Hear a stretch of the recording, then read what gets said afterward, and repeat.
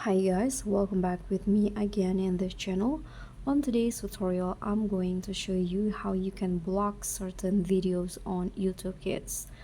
So if you find an inappropriate videos that you think inappropriate for your kids and you want to remove that video suggestion from the YouTube Kids in here, you can just follow my steps. So first you can just, for example, this videos right here, you think that this is not appropriate for your kids, for your age or for your kids age, for example, and you want to block that, you can just click on these three dots icon under the video, and there will be this option download or block. So what you need to do is just click on block this video, and because this is a parent only